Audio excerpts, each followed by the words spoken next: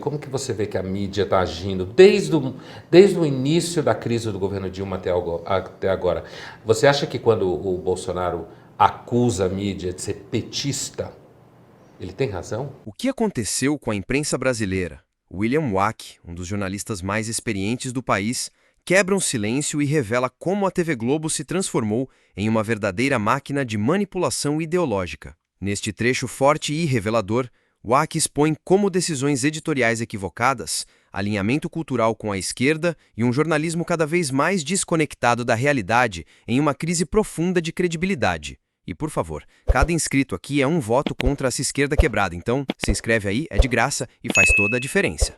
O que eu acho que sim, foi assim que eu comecei minha resposta. Ele tem razão quando ele afirma, em geral, digamos, é um arcabouço cultural no sentido amplo, que você, na sua atividade acadêmica e jornalística, posso dizer, vem apontando há muitos anos já.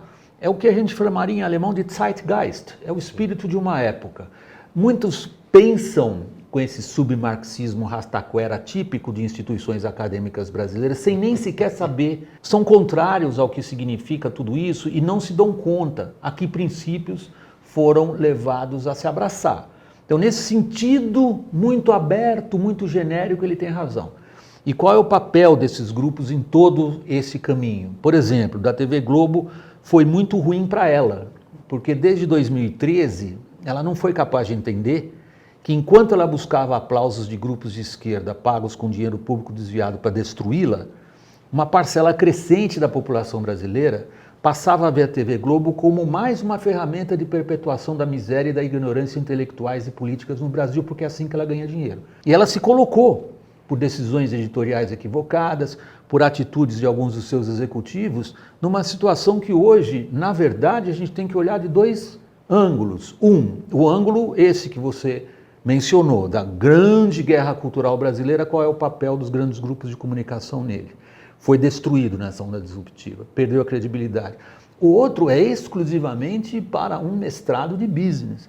Como é que um grupo privado, lucrativo, bem organizado, que vive da imagem, consegue se colocar numa imagem tão negativa? É um case study extraordinário. Dá uma olhada nisso aqui. Você sabia que repercutiu uma notícia aqui na internet? Você pode faturar isso daqui, por exemplo. Ó. Essa notícia está no ar há 10 dias apenas e já gerou esse valor aqui pra gente. Se você quiser entender como é que faz isso, tem um link aqui na descrição ou no primeiro comentário fixado. Vai lá. Pensando na Globo que você falou, a gente tem a impressão, quando eu digo a gente, estou me referindo a pessoas que têm um certo repertório, de que há um viés um tanto à esquerda em termos de comportamento, de costumes. Nas novelas a gente chega a quase a ter a impressão que é uma pregação, que vai um pouco ao encontro do que você está falando. É o Zeitgeist. Realmente o país adotou não vou dizer agenda, porque isso não é organizado, ao contrário Sim. do que muitos nessa extrema-direita acreditam. Acham que há conspiração um Jorge Soros ali atrás articulando o marxismo cultural, ou uma postura gramsciana. Não é. É um país que combinou acreditar em coisas erradas, achando que está sendo bonitinho. Então o politicamente correto vem daí. O politicamente correto não é outra coisa do que senão uma narrativa da realidade por interesses políticos de grupos determinados. Mas isso consegue ter um verniz de que é bonitinho, que é bom, que é positivo, que é progressista, que sinaliza um avanço. E não sinalizou avanço nem coisa nenhuma. O país continua tão injusto, tão desigual, tão racista como sempre foi. Eu acho que boa parte da perda de credibilidade de grandes grupos, especialmente a Globo, por exemplo, se dá da dissociação entre o que as pessoas veem no mundo ao seu redor e aquilo que elas recebem como material audiovisual no telejornalismo. Elas começam a detectar uma diferença. Elas começam a achar que o mundo delas é um mundo diferente daquele que lhe é servido nos noticiários. Quando essa diferença abre, ela vai incentivando a questão da perda de confiança e credibilidade. E aí, adiantando um pouquinho, é que a gente entra na questão da fake news. Fake news não é alguém dizer que o Lula tem 10 dedos, porque todo mundo sabe que ele tem 9. Fake news é a quem eu recorro para saber se são 10 ou 9 dedos nas mãos de Lula.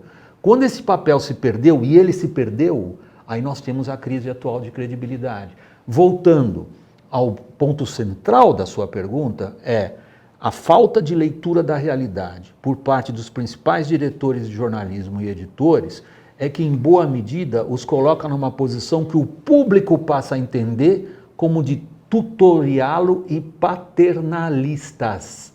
Aí quebrou. Recentemente teve uma marca que fez uma campanha no Dia das Mães, que gerou um ruído, que era, bom, Dia das Mães a gente pensa mãe, criança, essas coisas. E a campanha privilegiou, no dado momento, falar de mãe de plantas. E aí as mães ficaram muito putas com isso, porque afinal de contas, barriga, dor de parto, dor de cabeça, cuidar dos filhos, quer dizer, é um puta de um trabalho ser mãe. E aí uma marca importante, que inclusive vende para mães e filhas, produtos femininos, resolve homenagear a mãe de plantas.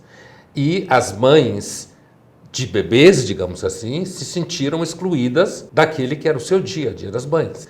Mas no momento que você tem Dia das Mães, se você exclui, ou no mínimo equipara o que significa uma mulher cuidar de filhos e ter filhos a uma mulher resolver cuidar de uma samambaia, eu acho que ocorre isso que você estava falando, só que no campo da publicidade. O da publicidade eu ainda consigo entender, porque afinal de contas, se há uma pretensão que todo publicitário tem, é de estabelecer uma tendência. Isso tem uma razão mercadológica, mas tem uma razão também, sobretudo na publicidade brasileira, que é muito criativa e muito sofisticada, tem a ideia de que cabe ao mundo da criação da peça publicitária refletir em parte o que são as grandes tendências sociais e encaminhá-las para um lado ou para o outro. De novo, isto não é estar grávida ou não estar grávida, isto é uma difícil arte e mistura. No caso do jornalismo é fatal. Sim. O que eu acho é que boa parte do público, e este é um fenômeno que a gente pode constatar com certa facilidade, e não encara mais essas instâncias como uma referência a qual ela pode recorrer quando quer averiguar a veracidade objetiva dos fatos. Ao contrário, se foi publicado ali, então é porque obedece a uma agenda, sim, de alguma forma embutida. E aí quebrou. Eu lembro quando eu comecei na Folha, na coluna, alguém me contou um dia uma história que era assim: o publicitário e o jornalista vão para o inferno. O jornalista não sabe, no sentido de que o jornalista achava que ele estava fazendo o mundo melhor, enquanto que o publicitário sabia que estava vendendo alguma coisa para alguém. Porque um bom publicitário é alguém que sabe o que você vai querer daqui 2 anos, e você não sabe, porque ele está lendo.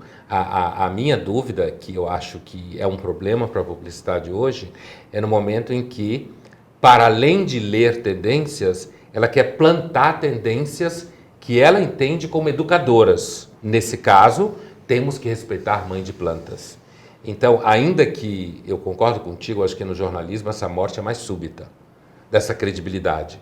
Mas, para você... Quando quebra esse cristal, acabou. É muito difícil reparar.